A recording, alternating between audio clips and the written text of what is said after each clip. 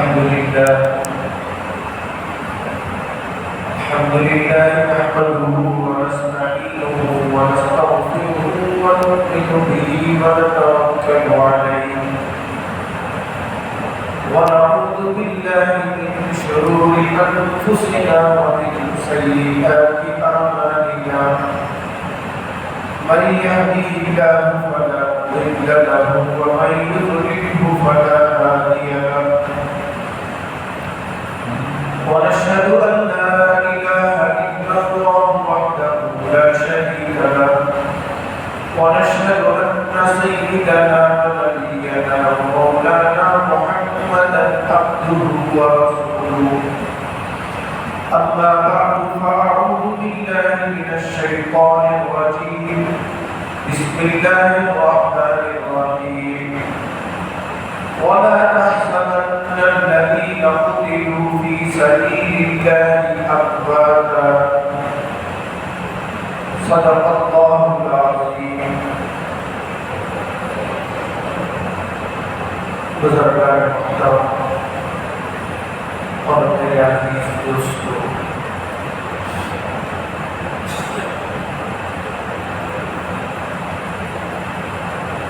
ابھی 4-5 دنوں کے بعد 15 اگست کی تاریخ آنے والی ہے۔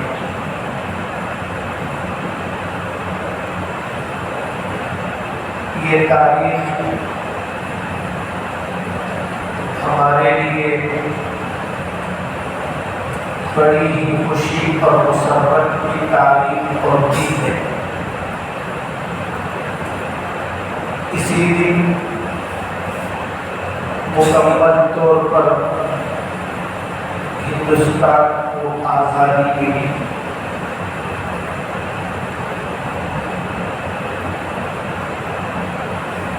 اور یہاں رہنے والے ہر قوم ملت کو اپنے اپنے مذہب کے مطابق زندگی گزارنے کی اجازت ملی۔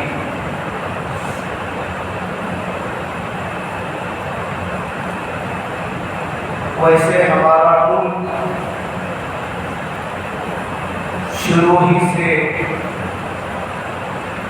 بڑا مبارک اور برکت والا ملک ہے۔ اسی لیے علامہ اقبال رحمۃ اللہ علیہ نے فرمایا، سارے جہاں سے اچھا ہندوستان ہمارا۔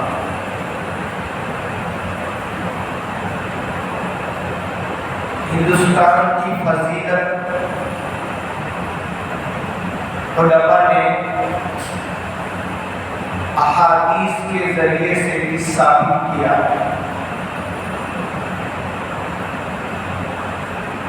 عبداللہ اویسی رحمۃ اللہ علیہ حوالے کے ساتھ بیان کرتے ہیں کہ حضرت علی، حضرت عائشہ اور دیگر بڑے بڑے صحابہ رضی اللہ عنہم سے یہ روایت کتابوں میں موجود ہے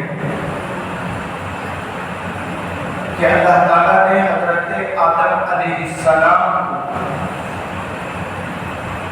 جو سب سے پہلے انسان بھی کہلاتے ہیں اور سب سے پہلے نبی بھی کہلاتے ہیں،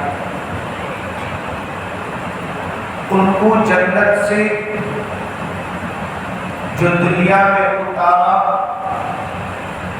وہ ملک ہمارا پیارا ملک ہندوستان ہی تھا۔ روایتوں میں وضاحت کے ساتھ، تفصیل کے ساتھ موجود ہے جس علاقے میں حضرت آدم علیہ السلام کو اتارا گیا جنت سے، وہ ہندوستان کا علاقہ جو اب سری لنکا کے حصے میں سرانتی جزیرے پہ حضرت آدم علیہ السلام اترے، ان کے پیر کے نشان آج بھی وہاں موجود ہیں۔ بعض قوم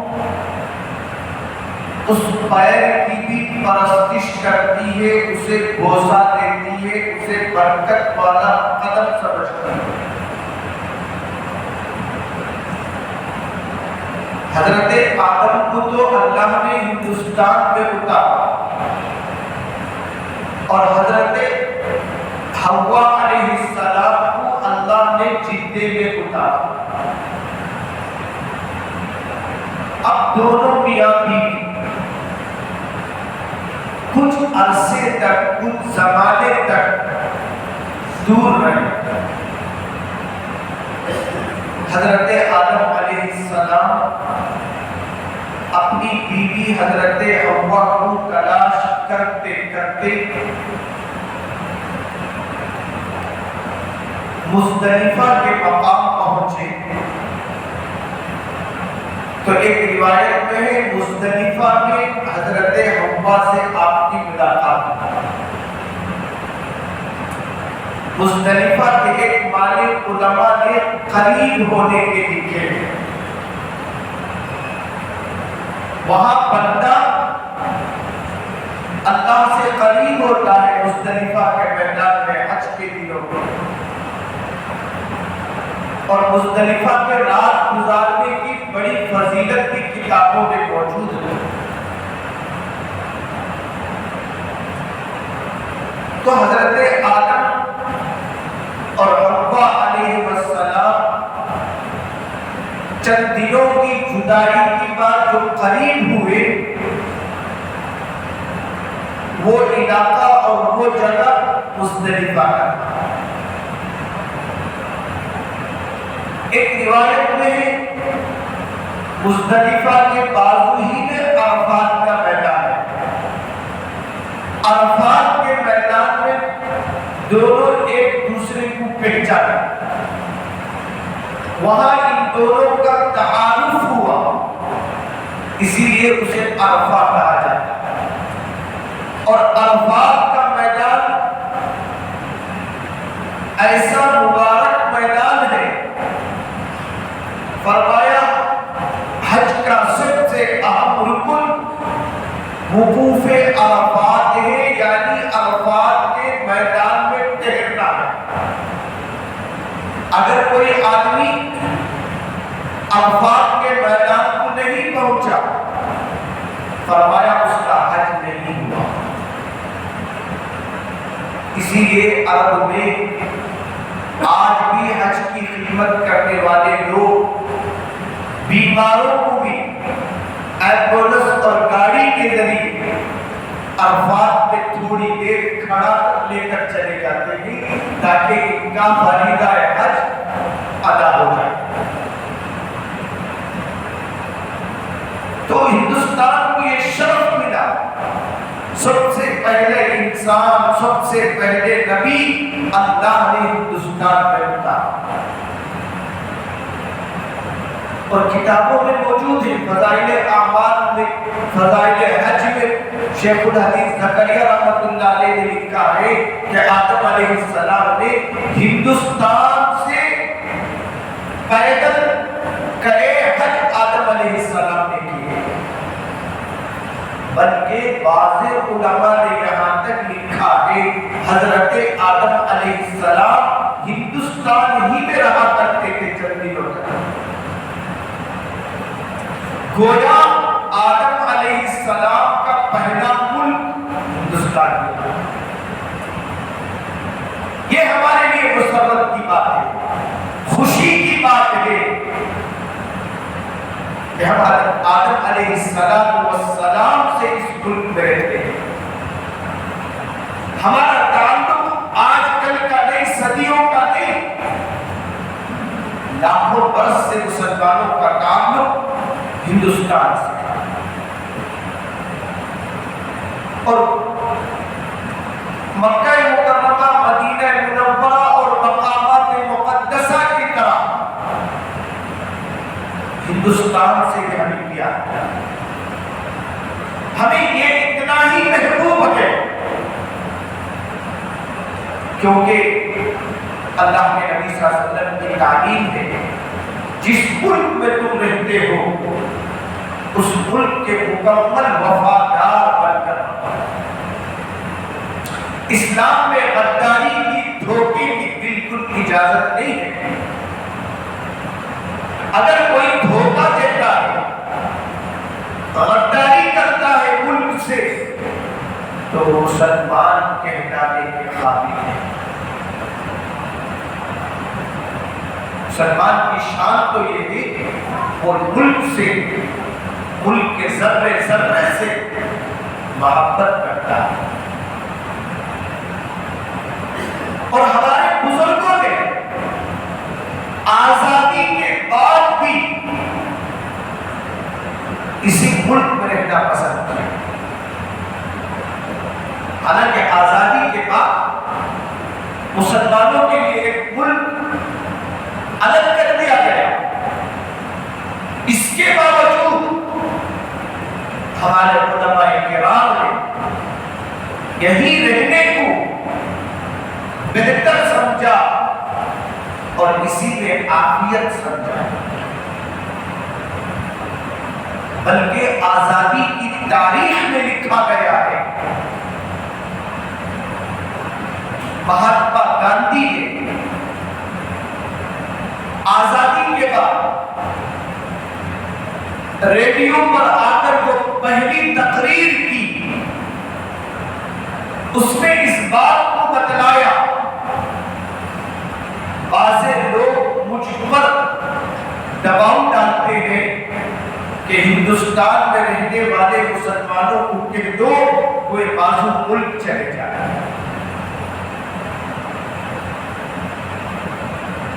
اب ملک تقسیم ہو چکا ہے مذہب کے نام پر، تو مہاتما گاندھی کی تقریر کتابوں میں موجود ہے۔ مہاتما گاندھی نے اس موقع پر آج انڈیا ریڈیو سے خطاب کرتے ہوئے کہا، میں کیسے مسلمانوں کو کہہ سکتا ہوں کہ تم وہاں چلے جاؤ، اس لیے کہ سوئی ہوئی قوم کو سب سے پہلے مسلمانوں نے بیدار کیا۔ آزادی کی حرارت مسلمانوں نے پیدا کی۔ میں کیسے کہہ سکتا مجاہدین آزادی کو کہ تم وہاں چلے جاؤ؟ یعنی وہ جانتا تھا ان کو وہ ملک نہیں، اگر سارا ملک بھی مسلمانوں کو دے دیا جاتا تو مسلمانوں کے خون کا بدلہ لے لیا جا سکتا۔ اتنی خون، اتنی قربانیاں ہمارے بزرگوں نے اس ملک کے لیے دی۔ مولانا حسین احمد مدنی رحمۃ اللہ جن کا نام اگر نہ لیا جائے تو آزادی کی تاریخ ہی ناقص رہ جائے۔ دشمن جماعتیں بھی مجاہدین آزادی میں جس نام کو یاد کرتی ہے وہ حسین احمد مدنی رحمۃ اللہ نے بھی،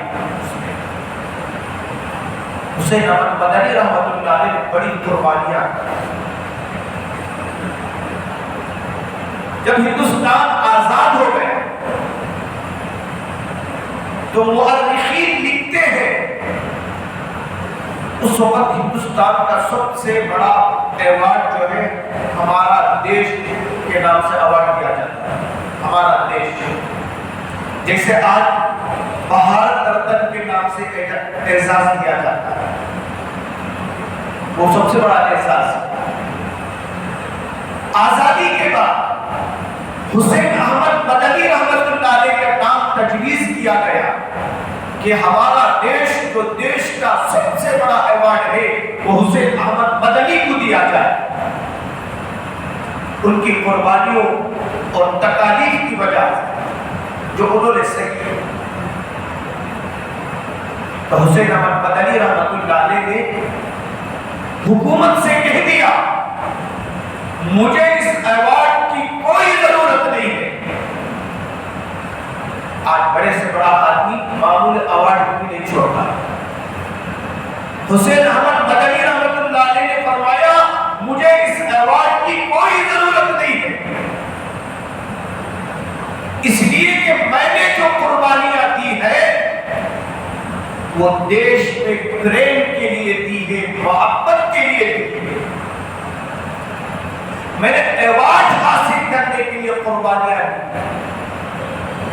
حسین احمد مدنی رحمۃ اللہ علیہ نے وہ ایوارڈ لینے سے انکار کر دیا.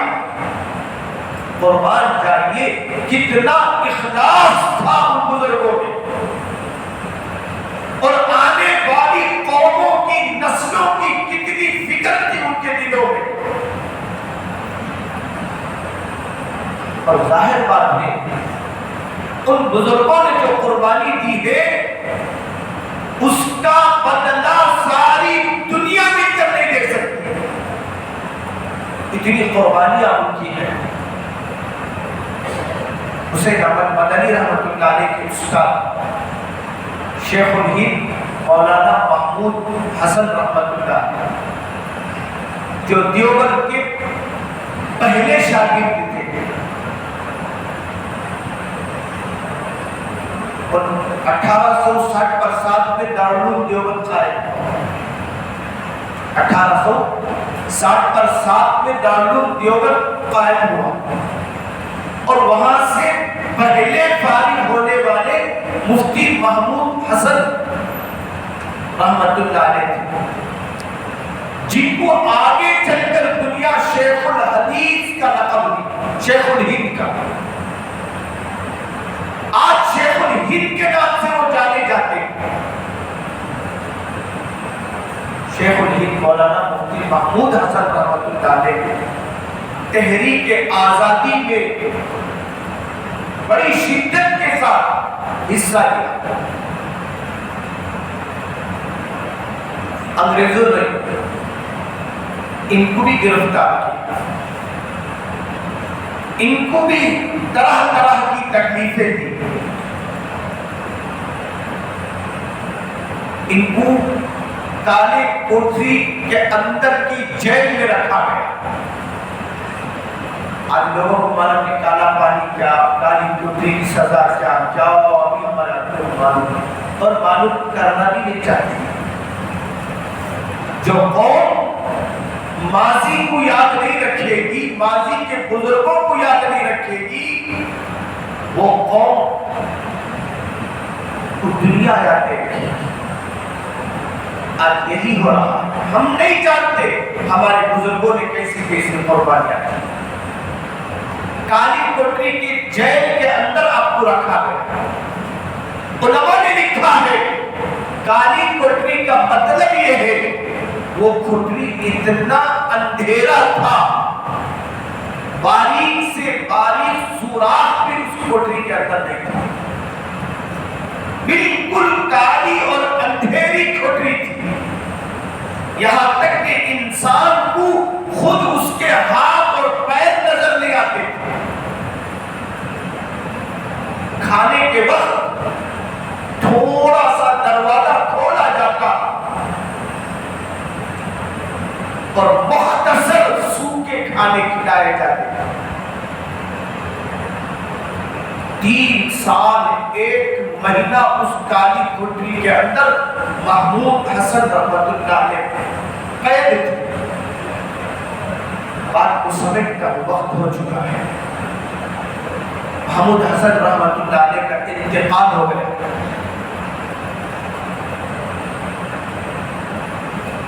بہت گورے تھے، کتابوں میں لکھا گیا. غسل دینے کے لیے ان کے جسم سے کپڑے کو ہٹایا گیا، نکالا گیا تو نہلانے والوں کے آنکھوں میں آنسو آ گئے.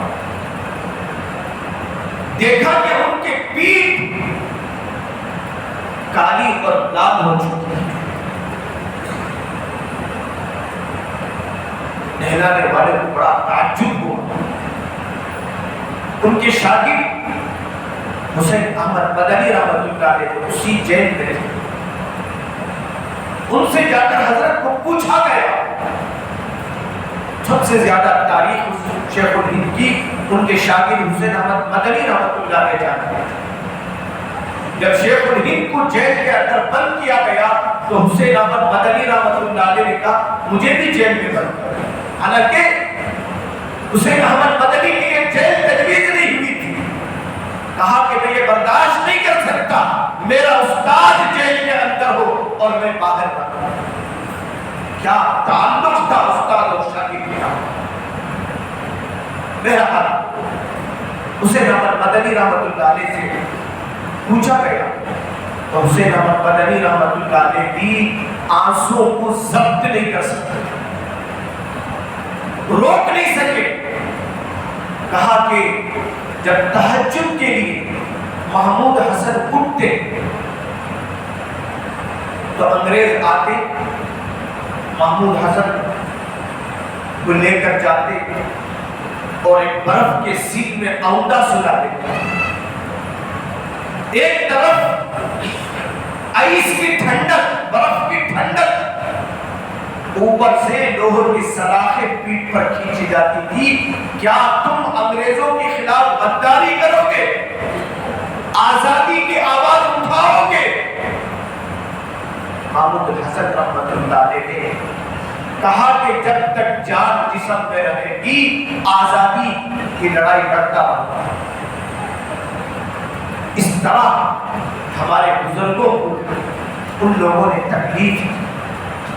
اتنی قربانیوں کے بعد یہ ملک آزاد ہوا. آج ہندوستان میں مسلمانوں کی تاریخ کو رفتہ رفتہ اتنا مٹا دیا گیا, کتابوں میں آج ان کا نام کوئی لکھے گا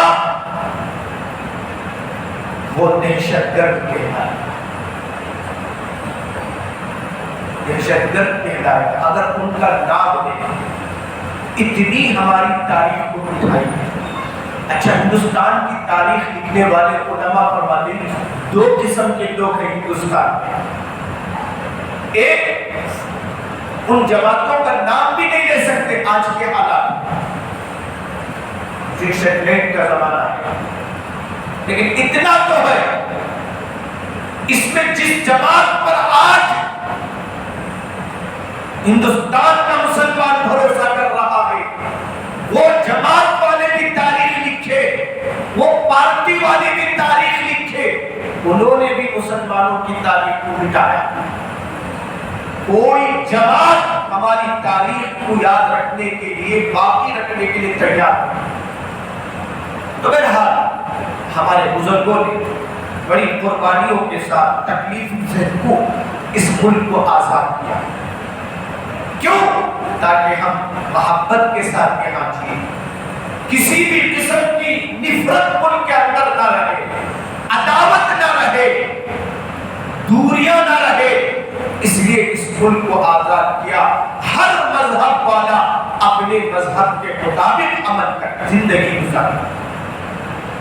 آج جن لوگوں نے آزادی میں حصہ نہیں لیا, دھوکے کے ذریعے سے کرسی پر قابض ہوئے ہیں, وہ لوگ یہ چاہتے ہیں کہ ہمارے درمیان دلاڑ آ جائے تاکہ وہ اپنے مقصد میں کامیاب ہوں.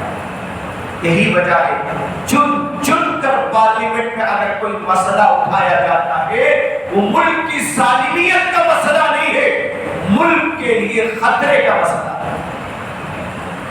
آج ہندوستانی مسلمانوں کو جاگنے کی ضرورت ہے.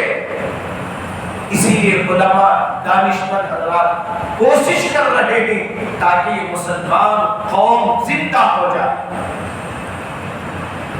15 اگست کی تاریخ ہمارے لیے بڑی مبارک تاریخ ہے, مبارک دن ہے. اس دن ملک کا جھنڈا اپنے سینے سے لگا کر ان غداروں کو بتاؤ کہ ہم بھی وطن سے محبت کرتے ہیں.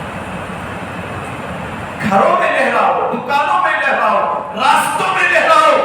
آج ہمارے بزرگان دین کہتے ہیں تاکہ ان کے آنکھیں کھل جائے. ان کو ملک سے محبت کا ثبوت پیش کرنے کی ضرورت نہیں، چونکہ ان کے آنکھوں میں غبار پڑا ہوا ہے. دوائی کے طور پر تم لگاؤ کہ بیمار آنکھوں کو نظر آ جائے یہ بھی ملک سے وفاداری کرتے ہیں. اللہ عز و جل سے اس وقت دعا ہے اللہ تعالیٰ ان تمام مجاہدین آزادی کی قربانیوں کو قبول فرمائے. اللہ ان کے قبروں کو نور سے منور فرمائے. اللہ ان کے درجات کو بلند فرمائے. ہماری ہر نیکی میں اللہ ان کا حصہ شامل فرمائے. اللہ تا قیام قیامت ہندوستان میں مسلمانوں کو عزت کے ساتھ اپنے حقوق کے ساتھ جینے کے اللہ تعالیٰ وسائل پیدا فرمائے. آمین و آخر دعوانا الحمد للہ رب العالمین.